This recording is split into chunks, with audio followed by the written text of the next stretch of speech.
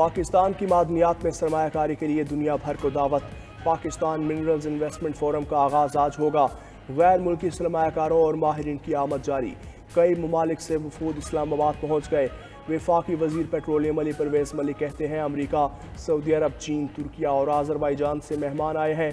2000 से ज़ायद शख्सियात होंगी। कॉन्फ्रेंस का मकसद मादनियात के शोबे में सरमायाकारी राग़िब करना और मौक़े बढ़ाना है। पाकिस्तान में बेपनाह मादनी ज़खायर मौजूद हैं। चागी में सोने और कॉपर के ज़खायर हैं। मिनरल्स इन्वेस्टमेंट फोरम के मौके पर बास मुआहदे भी मुतवक्के हैं।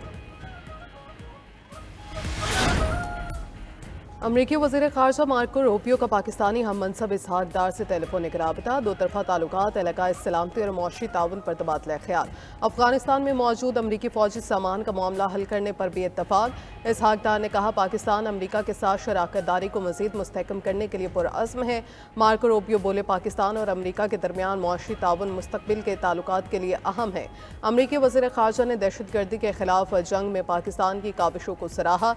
तर्जमान अमरीकी महकमा ख़ारजा टैमी ब्रूस ने कहा वज़ीर ख़ारजा मार्को रूबियो ने दाइश कारकुन मोहम्मद शरीफ की गिरफ्तारी और अमरीका मुंतकली पर शुक्रिया अदा किया। मार्को रूबियो ने पाकिस्तान पर अमरीकी महसूलात और मुतवाज़न तिजारती ताल्लुकात के तरीक़ों पर गुफ्तगू की। पाकिस्तानी वज़ीर ख़ारजा आलमी चैलेंजेस से निपटने के लिए मिलकर काम करने के मुंतज़िर है। इसहाक डार ने इंसदाद दहशत गर्दी पर ताउन जारी रखने की अहमियत पर जोर दिया।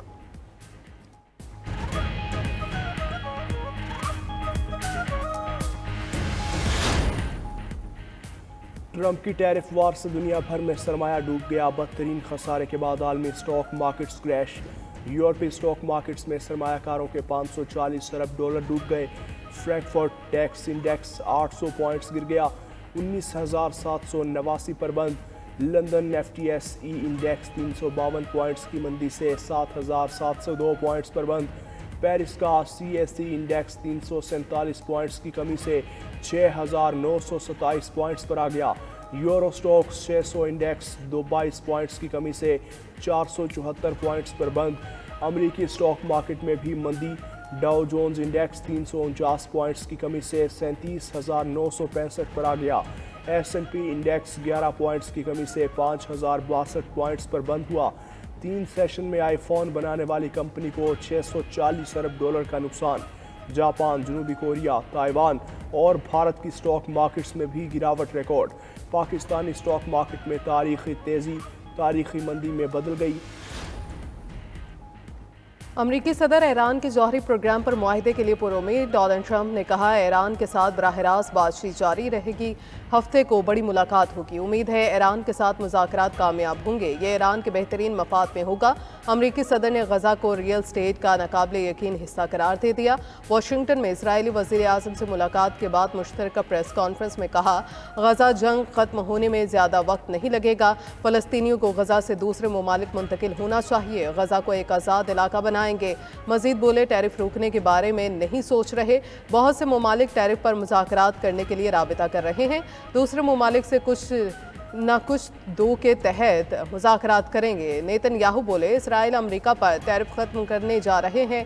अमरीका के साथ तिजारती खसारे और रुकावटों को जल्द ख़त्म कर देंगे। ट्रंप ने चीन को इजाफी 50% टैरिफ लगाने की धमकी दे दी। कहा चीन ने जवाबी 34% टैरिफ वापस ना लिया तो इजाफी टैरिफ लगाएंगे।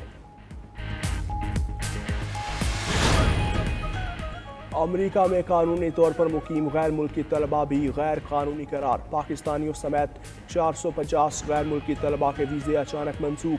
University of Michigan, Howard, Stanford, UCLA और ओहायो स्टेट यूनिवर्सिटी के तलबा शामिल। ट्रंप इंतज़ामिया ने गैर मुल्की तलबा की अमरीका में कानूनी रिहायशी हैसियत ख़त्म कर दी। अमरीकी यूनिवर्सिटीज़ और कॉलेज़ के ज़रिए तमाम गैर मुल्की तलबा को नोटिस जारी। यूनिवर्सिटी हुकाम ने कहा ट्रंप इंतज़ामिया नए सिरे से गैर मुल्की तलबा की जांच करेगी। कानूनी रिहाइश खोने के बाद तलबा को मुल्क छोड़ने के लिए कहा जाता है। तलबा पासपोर्ट और सफरी दस्तावेज़ात साथ रखें, उन्हें रिपोर्ट किया जा सकता है। खबर एजेंसी के मुताबिक ट्रंप इंतज़ामिया ने कुछ तलबा को फ़लस्तीन हामी मुजाहिरों पर निशाना बनाया। बाज़ तलबा के वीज़े माजी में की गई ट्रैफिक क़वानीन की खिलाफ वर्जियों पर मनसूख हुए। वज़ीर आज़म शहबाज शरीफ ने बिजली मज़ीद सस्ती करने का इंदिया दे दिया। मैरी टाइम सेक्टर में इस्लाहात से मुतल्लिक़ इजलास में गुफ्तगू करते हुए कहा हुकूमत ने बिजली की कीमत कम करके आवाम को बड़ा रिलीफ दिया। बिजली की कीमतों में कमी से हर शोबे को फ़ायदा होगा। बिजली की कीमतों में कमी पर मज़ीद तवज्जो दी जा रही है। हमने मैक्रो इकनॉमिक इस्तेकाम हासिल कर लिया। मैरी टाइम सेक्टर पर बात करते हुए वज़ीर आज़म का कहना था, समंदर से जुड़ी इकॉनमी में जमूद ख़त्म करेंगे। अल्लाह ने हमें तवील साहिल समंदर और लामहदूद वसाइल अता किए। आलमी मईशत की तरक्की समंदरी वसाइल और उन तक रसाई से जुड़ी है। तमाम बंदरगाहों पर जदीद तरीन सेक्टर लगाए जाने की रफ्तार को तेज किया जाएगा।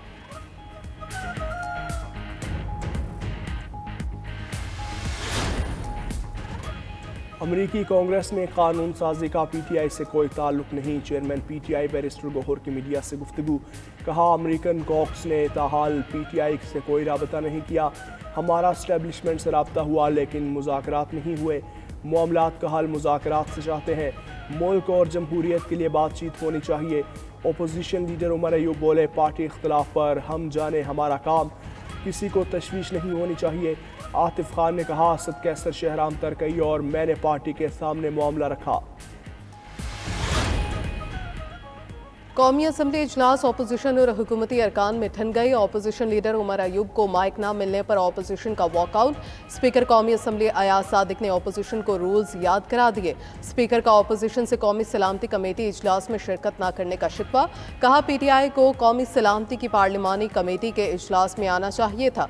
वज़ीर मुमलिकत दाखिला तलाल चौधरी ने पीटीआई पर दहशतगर्दों के लिए नर्म गोशा रखने का इल्ज़ाम लगा दिया। कहा, सबको पता है दहशतगर्दों को मुल्क में वापस कौन लाया। फंड्स की फ्राहमी के बावजूद खैबर पख्तूनख्वा में सीटीडी ना बन सका। वज़ीर इत्तलात अतातार ने कहा, पानी की तकसीम के मुआहदे पर तमाम सूबों के दस्तखत मौजूद हैं। कोशिश है इस मसले का हल अफ़ाम व तहकीम से निकले।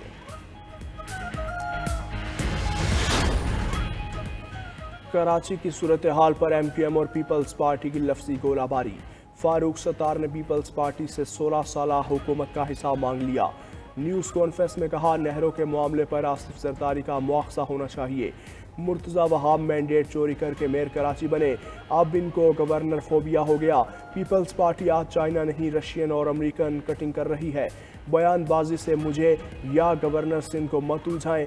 मेयर कराची मुर्तज़ा वहाब ने रद्द-ए-अमल में कहा, आज मुझे तड़ी दी गई कि बेटा तुम्हारा वक्त आएगा। गवर्नर सिंध ने मुझसे बात करनी है तो बराह रास्त करें। IT कोर्सेज करवाने से गवर्नर हाउस यूनिवर्सिटी नहीं बनते। फारूक सत्तार साहब, ये 12 मई का कराची नहीं। गवर्नर सिंध कामरान तिसूरी का वज़ीर आज़म शहबाज शरीफ को खत। कराची के लिए 100 अरब रुपए ग्रांट मांग ली। गवर्नर सिंध ने खत के साथ मेयर कराची की तरफ से फ्राहम की गई मंसूबों की फहरिस्त भी भेजी है। गवर्नर सिंध ने खत में लिखा, पाकिस्तानी मईशत में कराची रीढ़ की हड्डी है। 100 अरब की ग्रांट से शहर में इंफ्रास्ट्रक्चर बेहतर होगा। मुआशी और माशरती चैलेंजेस निपटने में आसानी होगी। अगर वज़ीर आज़म 100 अरब की खसूसी ग्रांट दें तो बहुत से मसाइल हल हो सकते हैं। आवाम को नवंबर या दिसंबर तक स्टारलिंक मिल जाएगा। स्टारलिंक को लाइसेंस देने के लिए किसी और कंपनी का इंतजार नहीं हो रहा। वज़ीर IT शिज़ा फातिमा ने कौमी असम्बली में इजहार ख्याल करते हुए कहा, हमारी ओपन स्काई पॉलिसी है। सैटेलाइट इंटरनेट एक नई टेक्नोलॉजी है। चीन की कंपनी ने भी सैटेलाइट इंटरनेट के लिए दरख्वास्त दे रखी है। रुकने कौमी असम्बली आगा रफ़ीउल्लाह ने सुस्त इंटरनेट का मामला ऐवान में उठाया। बोले, सुस्त इंटरनेट की वजह से कारोबार मुतासर होते हैं। वज़ीर IT कहती हैं, इंटरनेट पहले से तेज़ हुआ है। अगर इंटरनेट की तेज़ी का ये हाल है तो सुस्त रवि का क्या हाल होगा।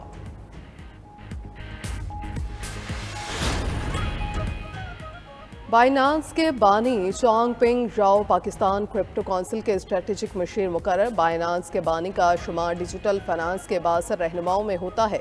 वज़ीर ख़जाना मोहम्मद औरंगज़ेब की ज़ेर सदारत इजलास में उनकी तैनाती का ऐलान किया गया।